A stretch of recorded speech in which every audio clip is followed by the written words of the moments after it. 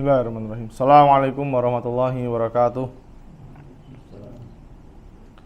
Alhamdulillah. Alhamdulillahi hamdan katsiran thayyiban mubarakan fi kama yuhibbu rabbuna wa yarda. Asyhadu an la ilaha illallah wahdahu la syarikalah wa asyhadu anna Muhammadan abduhu wa rasuluhu la nabiyya wa rasula ba'dah. Qala Allah ta'ala fil Qur'anil Karim, ya ayyuhalladzina amanu taqullaha haqqa tuqatih wa la tamutunna illa wa antum muslimun. Wa qala azza wa jalla, ya ayyuhan nasu taqu rabbakumul ladzi khalaqakum min nafsin wahidah wa khalaqa minha zawjaha wa basa minhuma rijalan katsiran wa nisaa'a wattaqullaha alladzi tasaaluna bihi wal arham innallaha kana 'alaikum raqibah. Ikhwani fiddin wa akhwati fillah, azanallahu wa iyyakum. Kita patut bersyukur kepada Allah Subhanahu wa taala karena kenikmatan, kenyamanan yang saat ini kita rasakan itu merupakan 100% pemberian dari Allah Subhanahu wa taala.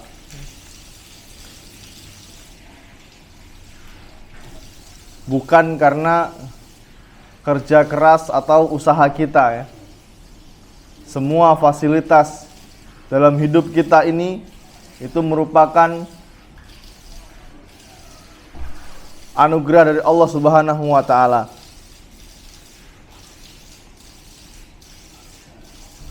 Kemudian salawat dan salam semoga selalu tercurahkan kepada junjungan kita Nabi Muhammad sallallahu alaihi wasallam, karena dengan atau melalui tangan beliau yang suci kita dapat merasakan nikmatnya beragama Islam dengan benar. Dan semoga sholawat itu juga turun pada para keluarganya, pada para sahabatnya, dan orang-orang yang berpegang teguh dengan sunnah Nabi Muhammad SAW.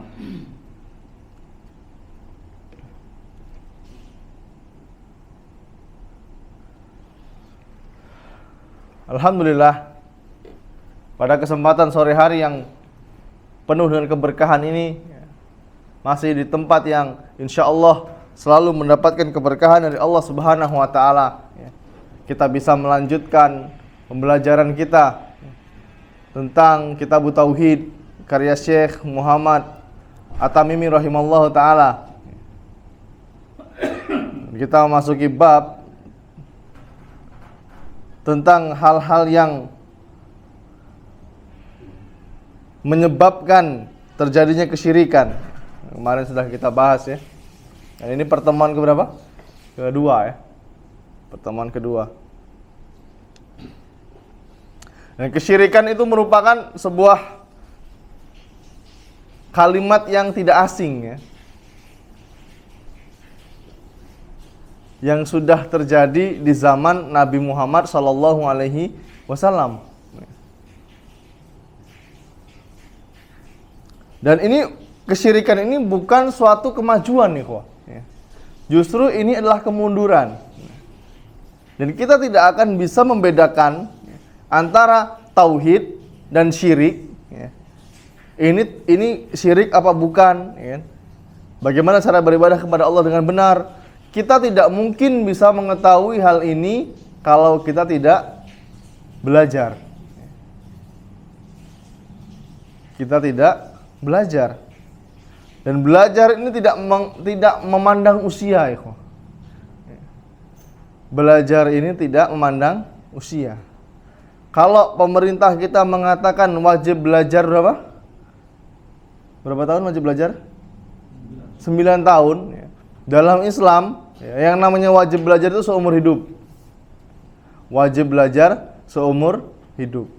Siapa yang bilang? Nabi Muhammad SAW. Karena beliau pernah bersabda, "Thalabul ilmi faridatun ala kulli muslim." Menuntut ilmu itu hukumnya wajib bagi setiap muslim dan muslimah. Kalau kita tidak belajar, maka kita tidak akan tahu ini syirik atau bukan. Dan kesyirikan ini sebuah perkara yang membinasakan nih kok. Terkadang seseorang ini mengatakan suatu perkataan ya, yang bisa melemparkan dirinya ini ke dalam neraka. Gara-gara apa? Lisan. Lisan ini kok, kalau sudah keluar dari mulut kita ya, ini bukan punya kita lagi kok. Ini udah liar kemana-mana. Apalagi membahas agama tanpa ilmu.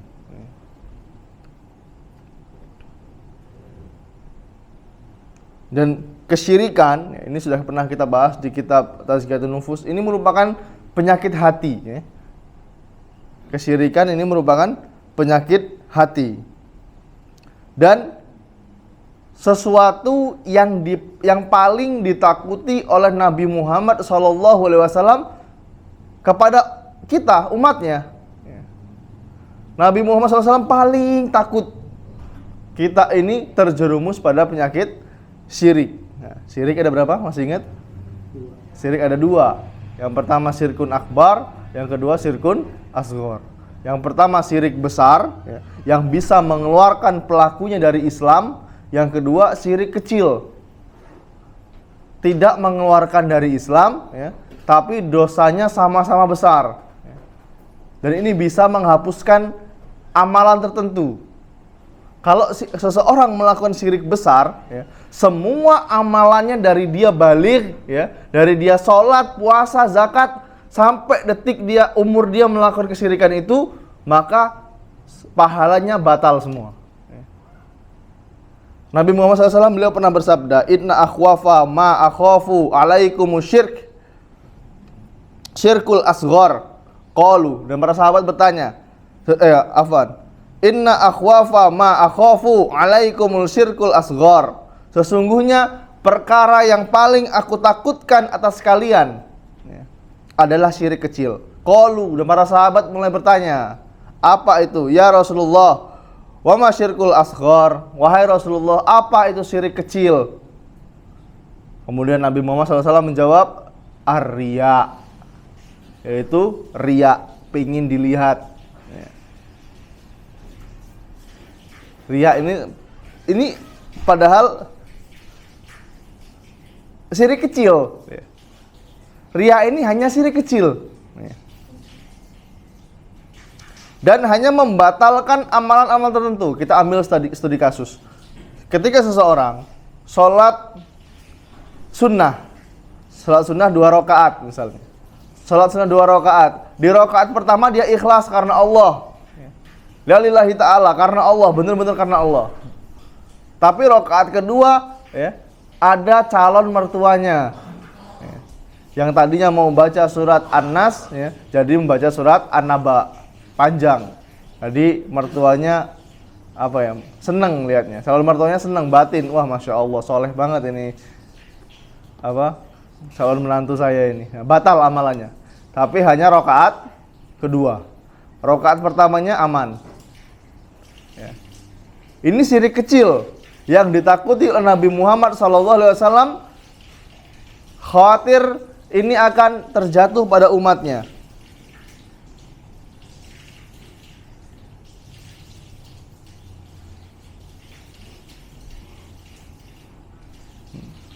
Kemarin kalau tidak salah sudah kita bahas juga ya.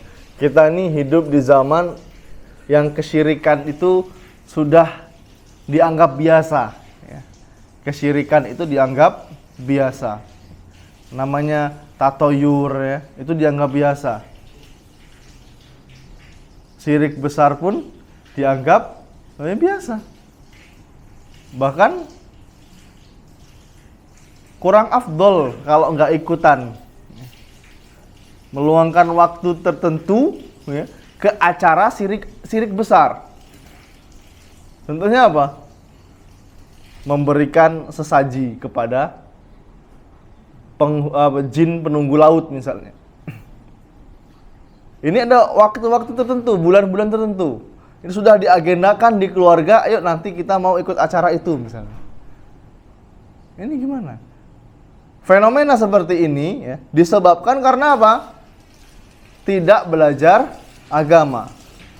Kata di sini Syekh Muhammad At-Tamimi rahimahullah ta'ala menggambarkan ya, maja'ana sababa kufri bani adama tarkihim dinahum. Apa-apa yang menyebabkan ya, kekufuran Bani Adam atau anak manusia ya, tarkihim dinahum, meninggalkan agama mereka. Nggak mau belajar agama ya, malu belajar agama. Pengajian ini buat bapak aja pengajian ini ya. Yang muda ini nikmatin aja, hidup cuma sekali ya. Bebas mau ngapain ya. Antum bebas terserah monggo ya. Terserah, hidup ini terserah antum. Tapi ingat, antum kalian akan dimintai pertanggungjawaban di hadapan Allah Subhanahu wa taala. Masih ingat hadis ya. Kaki manusia ini anak Adam tidak akan bergeser nanti di akhirat sampai kapan? Sampai ditanya hartanya, umurnya, ya, ilmunya. Ya. Ini buat apa nih? Masa mudanya buat apa? Ya. Nah, kita akan ditanya oleh Allah Subhanahu wa taala.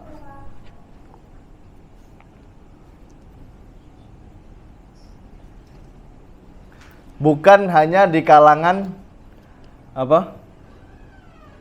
Perkotaan. Di kalangan perdesaan pun ternyata di zaman milenial sekarang ini ya, di zaman yang serba canggih ini ya, masih banyak praktek-praktek kesirikan ya. Kita sering keliling ya, masuk-masuk desa ya. Mereka itu kalau mau panen ya, ini di pojokan sawahnya ini dikasih sesajen, rokok ya, apalagi bunga 7 rupa, makanan 99. Ini buat apa Pak seperti ini? Apa ada mas-mas yang nunggu kalau malam biar nggak dimakan tikus? Enggak mas, ini bonus untuk yang nunggu sawah. Nah, dalam konteksnya itu siapa? Jin. Kita berterima kasih mas, karena dia sudah jagain hasil panen kita. Subhanallah. Jadi yang menyebabkan hal ini terjadi itu apa? Tidak mau belajar agama. Walaupun yang model seperti itu sekarang tidak banyak ya. Model seperti itu sekarang tidak terlalu banyak. Masih ada ya. Yang saya pun pertamanya nggak percaya, ternyata masih ada. Jadi jangan sampai kita sekarang tidak mau belajar agama, nanti anak-anak cucu kita seperti apa? Dan kita kita tidak ada lagi alasan untuk tidak tahu. Alasan untuk tidak tahu. Karena apa? Majelis ilmu di Kota Lubuk Linggau ini banyak. Majelis ilmu banyak. Di handphone kita ini ilmu banyak. Antum tinggal mau belajar apa? Ilmu pembagian harta warisan, monggo diklik di YouTube keluar. Ilmu cara berwudu ada di sana. Wudu yang sesuai Rasulullah sallallahu alaihi wasallam keluar di sana.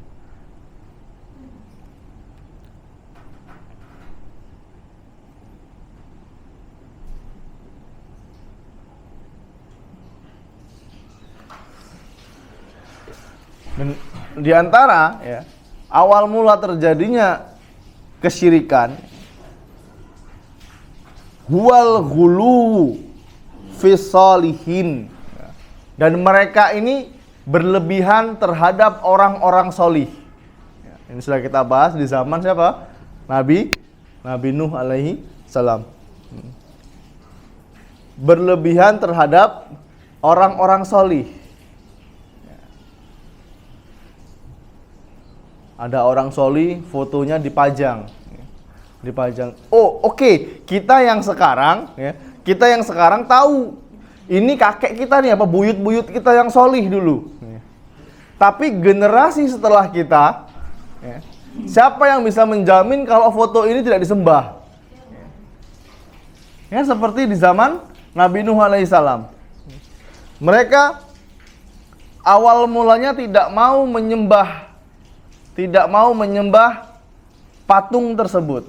Ya, hanya membuat patung di tempat mereka duduk-duduk. Kita lagi duduk-duduk ya, ngopi, ngeteh. Yuk bikin patung lah yuk. Siapalah ada kiai kita bikin patung di sini yuk. Nanti kalau kita duduk-duduk di sini kita ingat jasa-jasa dia. Ingat jasa-jasa dia yang telah menyebarkan ilmu pada kita. Yuk bikin patung. Setelah itu dibilang lagi kalau sholat itu inget sama kiai ini. Kalau inget itu berarti udah khusyuk. Jadi kalau sholat itu nggak usah inget Allah, inget orang yang dipatung ini aja. Itu generasi setelahnya. Generasi berikutnya lebih parah lagi. Kalau kita udah inget sama patung ini berarti kita udah sholat. Subhanallah. Ini bisa terjadi yang hal seperti ini. Ya. Hal seperti ini bisa terjadi.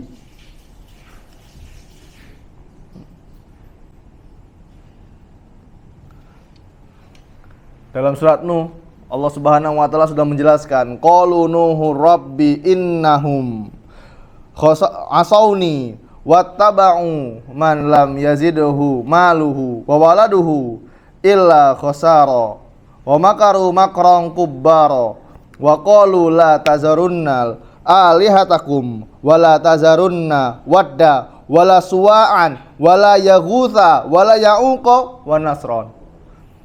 Kata Allah Subhanahu wa taala menceritakan tentang kisah Nabi Nuh alaihissalam. Qalu Nuhun. Nuh berkata kepada kaumnya. Nuh dia berkata, dia berdoa, ya Tuhanku, sesungguhnya mereka durhaka kepadaku.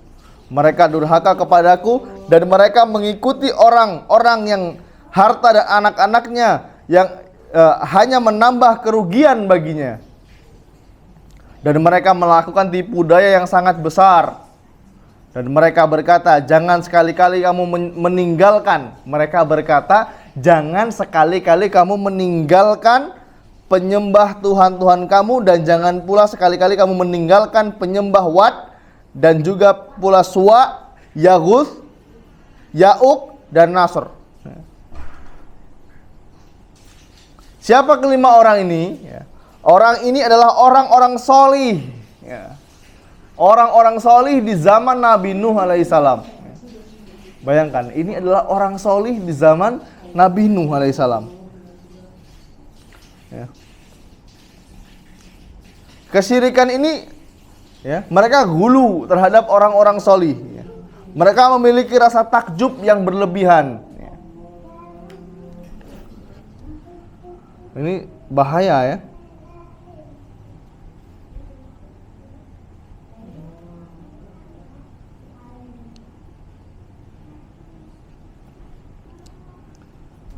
Gara-gara apa yang pertama? Gulu atau berlebihan terhadap orang solih. Dan kemudian di antara penyebab terjadinya kesyirikan itu adalah mengikuti hawa nafsu. Mengikuti hawa nafsu dan syahwat, keinginan.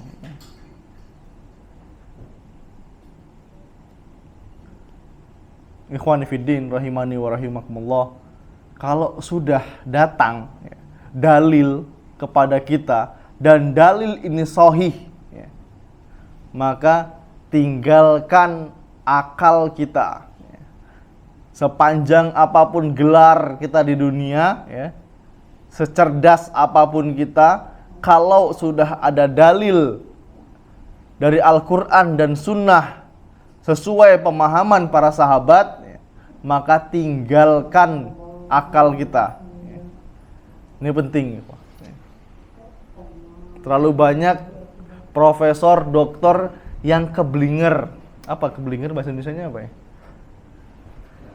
Lewat ya. Karena apa? Terlalu mengikuti hawa nafsunya. Terlalu mengikuti hawa nafsu. Jadilah Islam yang liberal. Ndak apa-apa, yang penting niatnya baik. Nah, ini udah liberal ini. Yahudi, Islam, Kristen, apalagi Buddha, Hindu itu sama aja ya. Yang penting niatnya baik. Kalau dia akhlaknya bagus, dia bersedekah ya, maka dia masuk surga. Ini dari mana ini? Ya. Dari mana model seperti ini? Sedangkan Allah Subhanahu wa taala berfirman dalam surah Al-Imran, "Inna dina indallahil Islam." Sesungguhnya agama di sisi Allah itu hanya agama Islam. Ya. Semuanya salah semua. Kalau mereka mengatakan, kamu nak benar dewe. Ya betul, kita memang benar. Ya. Agama kita yang benar, mereka salah semua. Ya. Ketika Nabi Muhammad SAW diutus menjadi Nabi dan Rasul, semua agama itu dihapuskan kecuali Islam. Ya. Jadi seperti itu. Ya. Kalau sudah masuk dalil di hadapan kita, maka tinggalkan akal kita.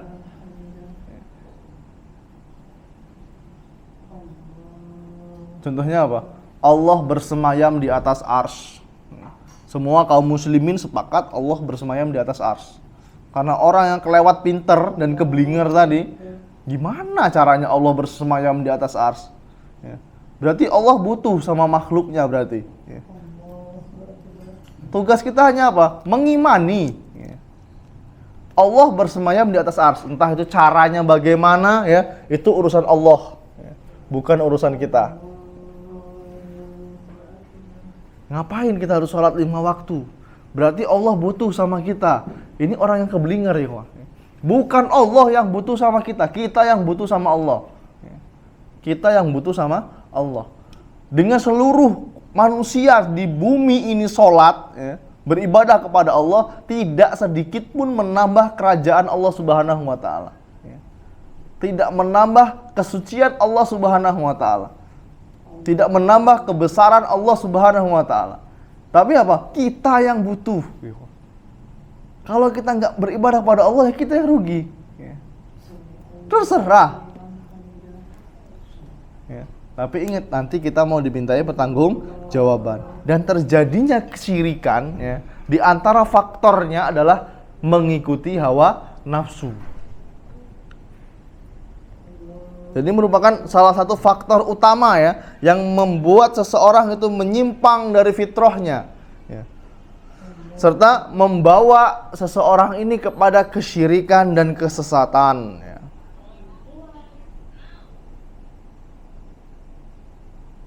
Siapa saja, ya, siapapun yang mengikuti keinginan dan kemauan hatinya, ya,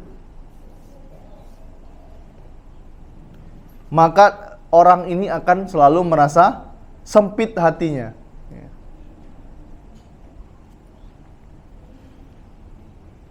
Allah Subhanahu wa taala berfirman, "Fa khalafa min ba'dihim khalfun adha'u as-salata wattaba'u syahawat fasawfa yalqauna khayya." Maka datanglah sesudah mereka, ya, pengganti, ya, yang menyanyiakan sholat, ya, dan memperturutkan hawa nafsunya, ya, maka mereka kelak akan menemui kesesatan, ya. Akan menemui kesesatan. Dan Allah Subhanahu wa taala juga berfirman, fa illam yastajibu laka fa'lam annama yattabi'una ahwa'ahum. Maka, ya, jika mereka tidak menjawab tantanganmu, maka ketahuilah bahwa mereka hanyalah mengikuti keinginan hawa nafsunya. Nafsu ini sudah pernah kita bahas, ya, di kitab Tazkiyatun Nufus. Ada berapa? Masih ingat? Nafsu mutmainnah, nafsu al-lawwamah, dan nafsu amaratu bisu. Ya. Dan ini, nafsu yang jelek, ya, nafsu amaratu bisu, yang selalu mengajak kepada keburukan. Bismillah. Nafsu yang selalu membawa pada keburukan.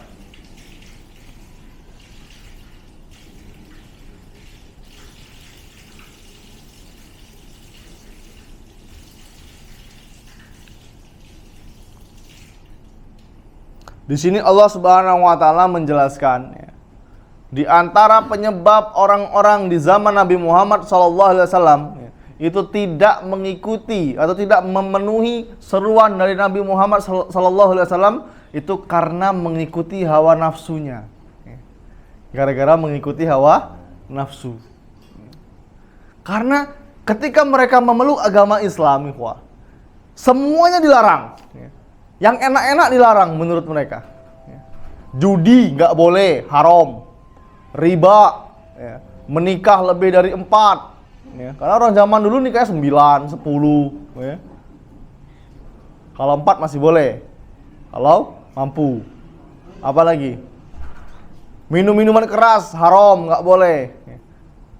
Karena hawa nafsunya masih menguasai dirinya, akhirnya mereka tidak mau menerima hidayah. Makanya diberikan kabar gembira oleh Nabi Muhammad SAW. Ad-dunya sijnul mu'min wa jannatul kafir. Dunia ini, kata Nabi Muhammad SAW, dunia ini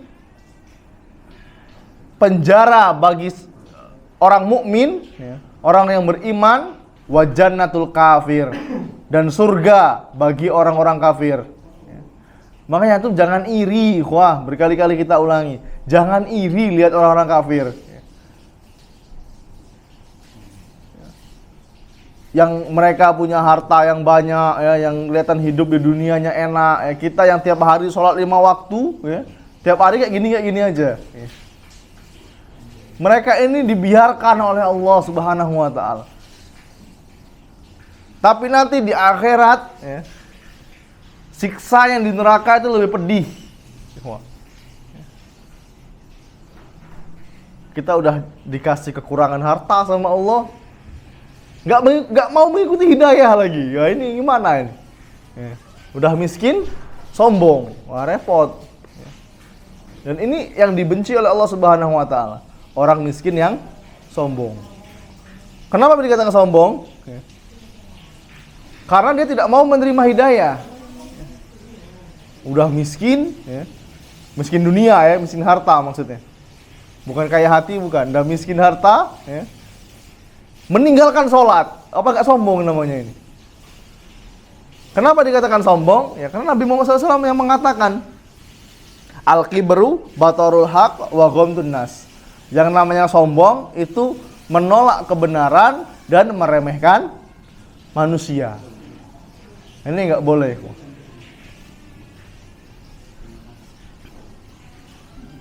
Jadi hawa nafsu ini faktor utama salah satu faktor utama yang menyebabkan seseorang itu tidak mau menerima hidayah. Bahkan ini adalah faktor yang menyebabkan seseorang itu melakukan kesyirikan. Udah dibilangin nggak boleh nyembah kuburan, karena mengikuti hawa nafsunya. Aku tuh tidak menyembah, aku tuh menyembah kepada Allah, bukan kepada kuburan. Tapi mas, ada tapinya nih. Yang dikubur ini dulu orang solih. Jadi kita mau berdoa di sini supaya dia menyampaikan kepada Allah untuk mengampuni dosa kita. Nah, ini dalil mereka. Dapat sesuatu yang membahagiakan, syukuran. Monggo kalau mau syukuran, nggak dilarang dalam Islam. Syukuran, bersyukur atas nikmat yang Allah berikan kepada kita. Misalnya kita punya anak sakit, bertahun-tahun sakit, setelah diobati di rumah sakit air bunda, alhamdulillah sembuh. Pulang-pulang mau syukuran, monggo silahkan, bagus. Bersyukur kepada Allah Subhanahu wa taala. Tapi yang nggak boleh itu apa? Syukurannya ngasih makan ke kuburan, ke pohon. Ini yang repot nggak boleh seperti ini. Motong kambing, motong sapi di tempat keramat, di pohon tua misalnya. Ngapa Pak motong kambing di sini? Yang motong itu modelnya pakai kayak kita ini, pakai topi songkok, pakai sarung, pakai baju takwa, baju koko, baju batik, motong kerbau. Salah nggak motong kerbau? Nggak salah. Yang salah apa? Motongnya di tempat keramat. Ngapain motong tempat keramat itu loh? Dan ini nggak boleh kita makan nih, wah, haram. Kenapa haram? Karena dia memberikan sesembelihannya bukan untuk Allah. Ya. Dia memberikan sesembahannya bukan untuk Allah, untuk penunggu pohon keramat. Wih mas, ini dagingnya ini kan baca bismillah tadi, menyembelihnya, jadi halal dagingnya. Cuman palanya bayar tinggal di situ. Nah, ini tetap aja nggak boleh, wah. Ya. Nggak boleh mulai seperti ini. Dan ini terjadi karena apa? Karena mengikuti hawa nafsunya. Dia nggak terima dengan perintah Allah Subhanahu wa Ta'ala. Dia nggak terima, kurang puas dia. Ya. Kurang puas dengan perintah Allah Subhanahu wa Ta'ala. Ya kalau mau syukuran tinggal potong kambing di rumah dimasak, potong sapi di rumah dimasak, bagikan ke panti asuhan, ya bagikan ke tetangga, udah selesai. Acara apa bu? Alhamdulillah bu, anak aku keluar dari rumah sakit. Udah selesai. Nggak perlu pakai ritual-ritual khusus. Nah ini yang nggak boleh, ikhwah.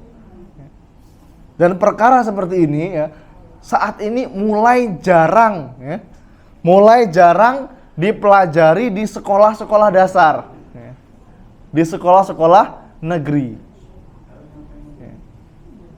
Kayak rasa pun saya dulu masih sekolah ya, seingat saya nggak ada pelajaran seperti ini. Yang namanya syirik itu mas, kalau kamu itu keluar dari agama Islam, ya, nyembah patung Yesus, nah itu syirik. Ya.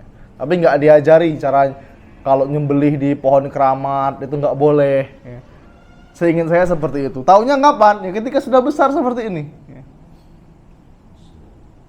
Belajar lebih insentif, belajar lebih sungguh-sungguh. Ya. Kalau kita sudah tergelincir pada kesyirikan, ya, siapa yang mau menyelamatkan? Ketika kita mati dalam keadaan membawa dosa syirik, ya, innallaha la yaghfiru ayyushraka bih wa yaghfiru ma duna dzalika liman yasha. Sesungguhnya Allah tidak mengampuni dosa syirik, Pak. Wa yaghfiru ma duna dzalika liman yasha. Dan Allah mengampuni dosa selain syirik. Dosa apa? Dosa riba masih Allah ampuni. Dosa zina, ya, masih Allah ampuni. Dosa membunuh masih Allah ampuni. Tapi kalau dosa syirik ya maksudnya ini mati dalam keadaan membawa dosa syirik. Innallaha la yaghfiru ayyushraka bih. Sesungguhnya Allah tidak mengampuni dosa syirik, Pak.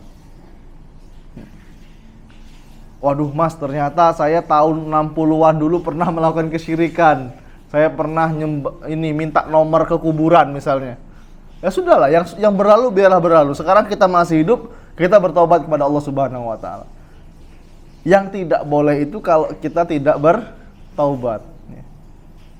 Selagi kita masih melihat matahari terbit dari timur, ya, selagi nafas kita masih aman, ya, dan kita bertekad untuk tidak mengulanginya lagi, maka taubatnya diterima.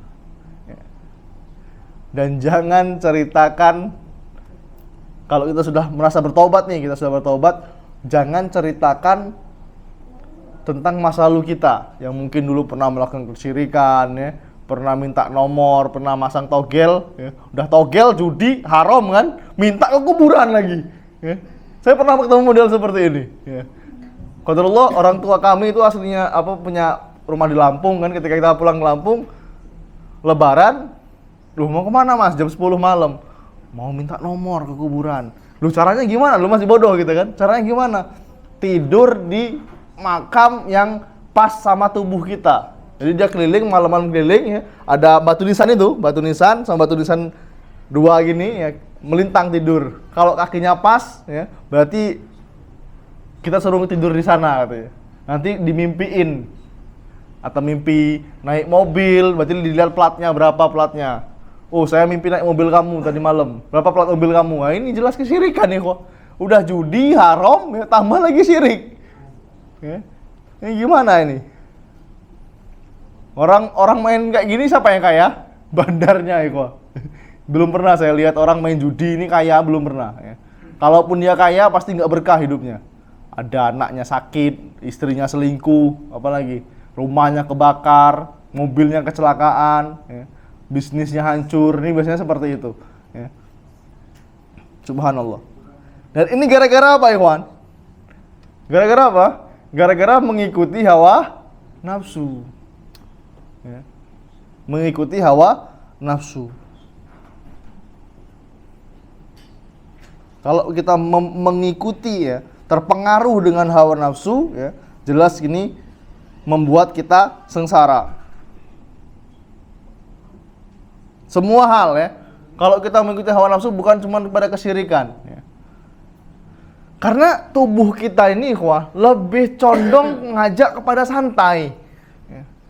Daripada capek-capek sholat kita mending rebahan ya. Mending tiduran sambil main HP, enak mas ya. Ngapain sholat 5 waktu sehari, capek ya. Ini kalau mengikuti hawa nafsu ya. Seperti apa contohnya, sholat malam, tahajud ya. Kalau kita ngikuti hawa nafsu ya enak tidur. Kan cuma sunnah mas, kan cuma sunnah. Padahal kalau dibilang bukan ahlu sunnah dia nggak mau, maunya disebut ahlu sunnah. Tapi ibadah-ibadah sunnah disepelekan, paham nggak? Nggak usah lah, cuma sunnah kok. Ngapa pakai jenggot, cuma sunnah kan? Padahal kita suka kalau disebut dengan ahlu sunnah. Yang ahlu sunnah ya berarti yang mengikuti sunnah Nabi Muhammad SAW. Ada suka aku mas berjenggot nih, jorok. Gimana orang berjenggot jorok, dari mana judulnya? Jenggot Nabi Muhammad SAW segini pak. Nah, nih, sedada. Ini jenggot Nabi Muhammad SAW. Ubannya di usia 63 tahun itu tidak lebih dari 20. Nah, ini Nabi kita Muhammad SAW yang gantengnya masya Allah. Ini kalau mengikuti hawa nafsu, ya udahlah potong aja lah. Ngapain jelek saya, nggak cocok. Ya ada orang yang diberikan anugerah sama Allah ya, berupa jenggot. Yang nggak punya gimana mas? Ya nggak apa-apa, nggak usah di ini, nggak usah sibuk beli obat kemana-mana, ya, berobat sampai Thailand buat beli penumbuh jenggot, nggak usah ya. Kalau ada alhamdulillah. Ya. Kalau ada alhamdulillah, kalau nggak ada ya udah nggak apa-apa, nggak berdosa. Ini kalau kita mengikuti hawa nafsu. Makan juga pak, kalau kita ngikutin hawa nafsu, mentang-mentang bis gajian pak, punya duit ya, dana pensiunan cair pak, wah pokoknya traveling nyari wisata kuliner. Di mana kuliner paling enak di Linggau ini, cobain semua. Padahal kita makan 3 kali sehari itu udah cukup pak, bahkan 2 kali ya, itu udah cukup. Oh ada sop di sana makan, oh ada ini sate di sini makan. Ini kalau apa? Ngikutin hawa nafsu. Udah kenyangan malam ya, sampai rumah jam 11 tidur, bangun-bangun jam berapa? Jam 6:30 pagi. Karena nggak berilmu, lah lewat waktu subuh udah bisa sholat. Gimana? Padahal kalau kesiangan pak, kita masih punya kewajiban untuk sholat. Walaupun bangunnya jam 8 ya, bangun jam 8, udah jam 8, langsung ambil wudhu, sikat gigi, sholat subuh. Boleh. Ya. Tapi sebagian kaum muslim ini nggak mau seperti itu. Udah habis waktunya, ngapain sholat, udahlah lewat sih kok, jadilah. Subhanallah. Ya. Ini gara-gara apa? Mengikuti hawa nafsu. Kemudian di antara sebab terjadinya kesyirikan ya, itu adalah rasa sombong. Rasa sombong. Dan sombong ini pak, ini memiliki tingkatan pak. Bukan berarti kita pakai baju bagus ya, pakai apa lagi, motor bagus, mobil bagus, sombong bukan. Yang nggak boleh itu apa? Batarul haq wa ghamtun nas, menolak kebenaran dan meremehkan manusia. Pakai mobil bagus, pakai mobil harga 2 miliar, monggo silakan. Yang nggak boleh itu menghina saya pakai motor. Ya, menghina teman-teman yang pakai motor, mangkonya mau begawi biar beli mobil. Nah, ini sudah meremehkan pak ya. Kita mau pakai mobil mahal pun monggo silakan, dalam Islam nggak dilarang pak. Punya mobil, punya rumah bagus nggak dilarang. Yang nggak boleh itu apa? Meremehkan manusia. Dan sombong itu memiliki tingkatan ya. Diawali dengan apa? Penghinaan terhadap manusia ya, dan merasa dirinya lebih tinggi. Merasa dirinya itu lebih tinggi dari orang lain. Biasanya yang membuat orang jumawa itu apa? Harta dan pangkat, kedudukan. Ya. Udah merasa dipanggil orang bos, ya. Udah jadi kepala dinas misalnya, wah ini sama bawahan tukang sapu ini semena-mena. Ya. Ini bukan di Linggau bukan ya, tapi di luar sana. Ya. Bukan di Linggau, insya Allah. Ya. Udah jadi bos ya, bos pabrik lah. Ya. Punya pabrik, anak buahnya banyak, nih mulai jumawa, mulai sombong. Ya. Nah, ini tingkatan yang rendah, Pak. Tapi kalau kita pakai baju bagus, pakai mobil bagus itu bukan sombong. Innallaha jamilun wa yuhibbu jamala. Sesungguhnya Allah itu indah dan mencintai keindahan. Kalau punya duit banyak, beli baju yang bagus. Ya. Bagus tidak harus mahal. Ya. Saya hitam nih, kulitnya warnanya hitam. Pakai baju harga 2 juta tapi warnanya ungu. Cocok nggak kira-kira Bang? Nggak cocok. Ya. Kulit saya hitam pakai baju warna pink misalnya. Tapi bajunya ini mahal Mas, 5 juta bajunya. Cocok nggak kira-kira? Nggak cocok. Bagus tidak harus mahal. Kadang pakai baju harga 80.000 pas. Ya. Pakai kaos-kaos polo harga 50.000 pas, enak makainya. Ya. Dan sombong yang paling tinggi adalah tidak mau beribadah kepada Allah Subhanahu wa taala. Iblis ya, itu masih mau sujud kepada Allah Subhanahu wa taala. Yang enggak mau iblis itu sujud sama Nabi Adam. Tapi dia masih mau sujud sama Allah. Nah, tapi manusia itu ada yang enggak mau sujud sama Allah. Dengan alasan apa? Sibuk Mas, cari rezeki. Cari rezeki tapi meninggalkan yang memberi rezeki. Sholatnya kapan? Nanti pas sholat Id. Itu pun karena tidak enak sama tetangga, tidak enak sama keluarga, akhirnya sholat Id. Nah, ini sombong Pak namanya. Nabi Muhammad SAW, ya, beliau pernah bersabda, la yadkhulul jannata man kana fi qalbihi mithqalu zarratin min kibri.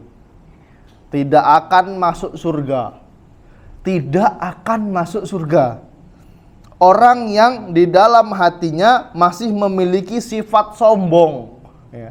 Walaupun seberat biji sawi atau biji yang terkecil. Ya. Dalam hadis ini la yadkhulul jannah bukan berarti tidak masuk surga sama sekali, bukan. Ya. Tapi orang yang memiliki rasa sombong di hatinya walaupun sekecil biji yang terkecil tadi, ini dicuci dulu di neraka Pak. Ya. Dibersihkan dulu dari sifat sombong, baru dimasukkan surga. Ya. Kemudian ada orang yang bertanya, qala rajulun innar rajula yuhibbu an yakuna thawbuhu hasanan wa na'luhu hasanan. Ada seorang laki-laki berkata, sahabat Nabi Muhammad SAW, sesungguhnya orang yang menyukai kalau pakaiannya itu bagus dan sandalnya bagus, apakah itu sebuah kesombongan? Ya, ini hadis yang kita sebutkan tadi. Ketika Nabi Muhammad SAW mengatakan, la yadkhulul jannah man kana fi qalbihi mithqalu dzarratin minal kibr. Ya, tidak akan masuk surga orang yang dalam hatinya terdapat kesombongan sekecil biji yang terkecil. Ya. Kemudian sahabat bertanya, wahai Rasulullah, ada nih Rasulullah, uang tuh yang dia seneng pakai baju bagus, seneng pakai sandal bagus. Ya. Apakah ini termasuk kesombongan? Maka Rasulullah SAW menjawab, innallaha jamilun wa yuhibbu jamala. Sesungguhnya Allah itu indah dan menyukai keindahan.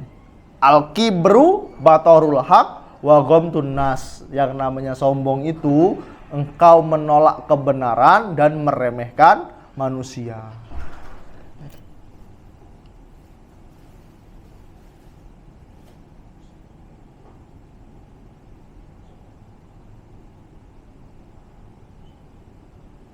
Kemudian Allah Subhanahu wa taala juga menjelaskan dalam Al-Qur'an tentang sebab kekufuran atau kesyirikan ya kepada Allah Subhanahu wa taala ya.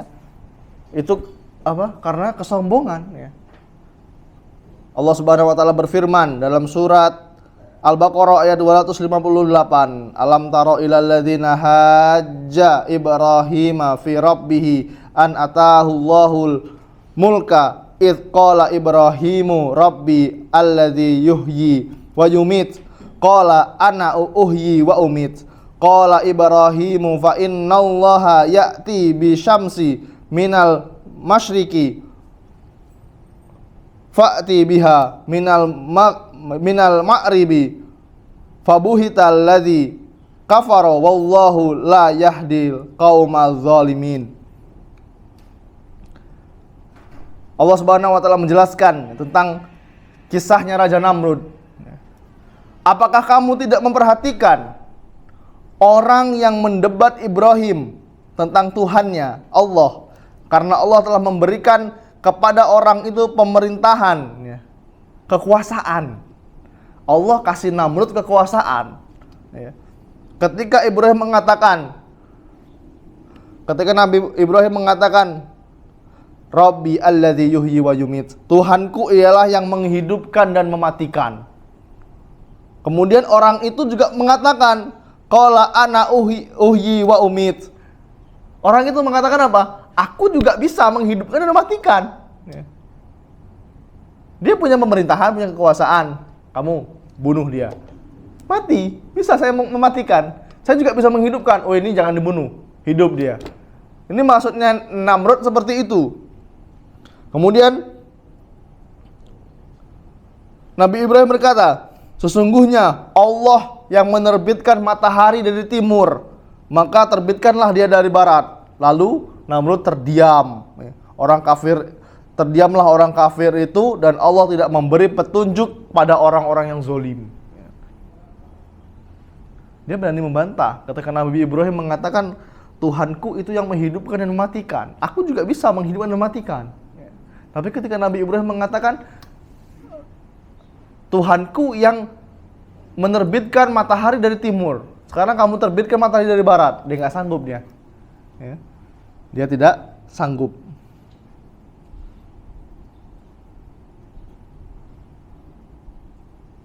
Kemudian dalam kisah Fir'aun, Allah Subhanahu wa taala berfirman dalam surah Az-Zukhruf ayat 52.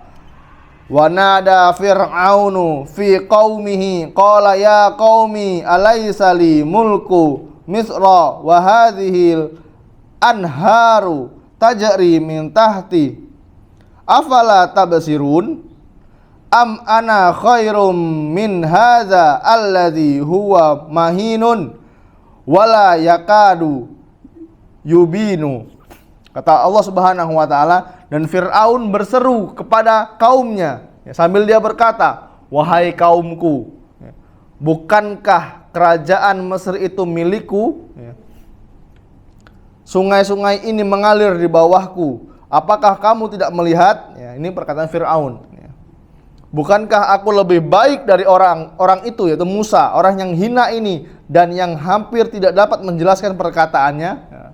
Ini Fir'aun sombong pada Nabi Musa.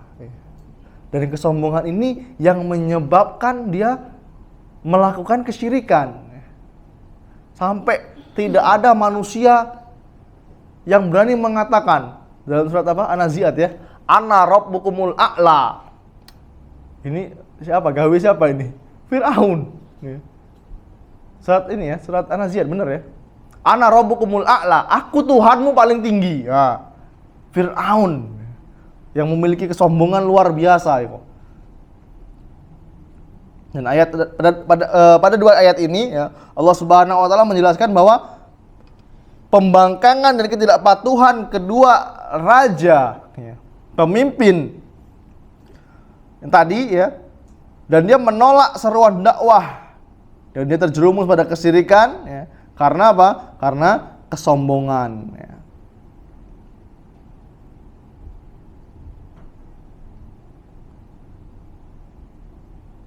Gara-gara kesombongan. Kemudian yang terakhir ya, di antara Oh, bukan yang terakhir. Di antara penyebab kesyirikan yaitu ikut-ikutan. Ya. Ikut-ikutan. Ya. Walaupun awal mulanya karena kebodohan tadi ya, yang kemarin sudah kita bahas. Ikut-ikutan ya. Dan terlalu menjunjung adat istiadat. Ya. Ini yang membuat kesyirikan. Makanya dalam Islam ya, Pak, syariat itu lebih tinggi daripada adat. Kalau sudah ada dalil dari Al-Quran dan Sunnah sesuai pemahaman para sahabat, ya, maka adat ditinggalkan dulu. Misalnya adatnya, kita ini adatnya kalau nikah itu, misalnya contoh nih, kalau nikah, ya, laki-laki perempuan itu dimandiin di sungai. Ya. Perempuannya pakai baju segini, ya, duduk disiram pakai air sungai misalnya. Nah, ini menurut mereka adat, tapi bertentangan dengan syariat. Syariatnya apa? Ya wanita ini auratnya nggak boleh dilihat, Pak. Ya. Auratnya nggak boleh dilihat sama orang. Ya. Maka adat seperti ini ditinggalkan. Ya.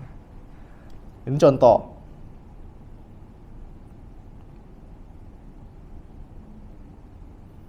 Ya, kita percepat ya. Di antara penyebab ya, seseorang itu melakukan kesyirikan yaitu ulah musuh terbesar kita ya. Yaitu siapa? Setan dan tipu dayanya. Setan ini bukan pinter tapi licik ya. Setan ini licik ya, bukan pintar.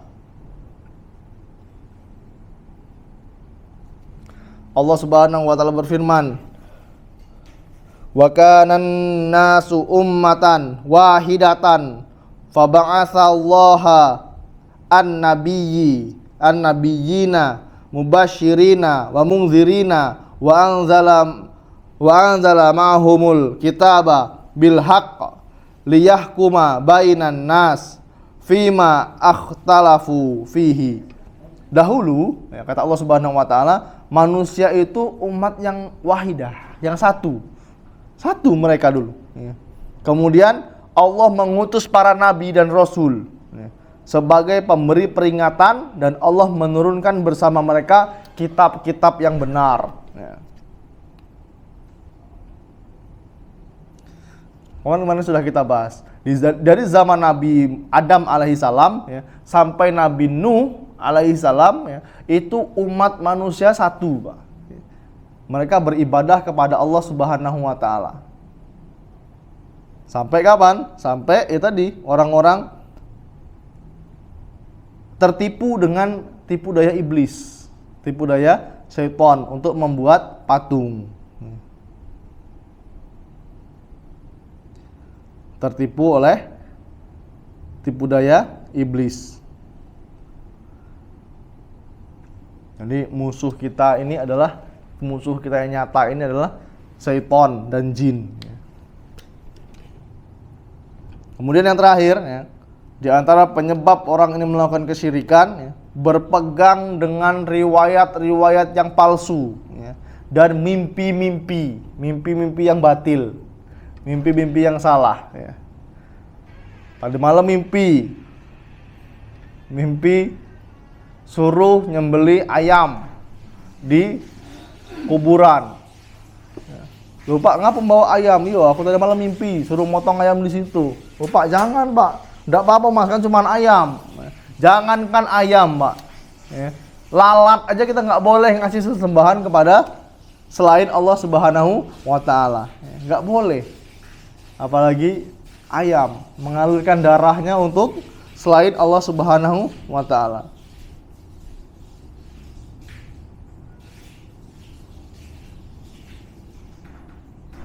Ini bukan cuman mimpi kita ya, tapi masukan dari mimpi-mimpi orang.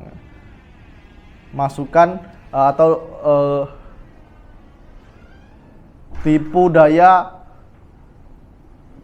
syaitan melalui mimpi seseorang. Dia menyampaikan, Mas, tadi malam aku mimpi, Mas. Tadi malam aku mimpi kamu itu mau dapat rezeki yang besar. Tapi syaratnya kamu harus berendam di sungai 7 hari 7 malam sambil merenung. Oh iya Pak, siap, berangkat dia. 7 hari 7 malam apa? Nggak mandi, nggak sikat gigi, nggak sholat, apalagi di situ semua pokoknya, sampai berlumut kakinya.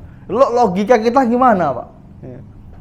Ini yang menyebabkan seseorang terjatuh pada kesyirikan. Wallahu a'lam bishawab. Yang mungkin hanya itu dapat saya sampaikan. Kurang lebihnya saya mohon maaf, dan kepada Allah saya senantiasa mohon ampun. Kami akhiri dengan doa kafaratul majelis. Subhanakallahumma bihamdika asyhadu alla ilaha illa anta astaghfiruka wa atubu ilaik. Assalamualaikum warahmatullahi wabarakatuh.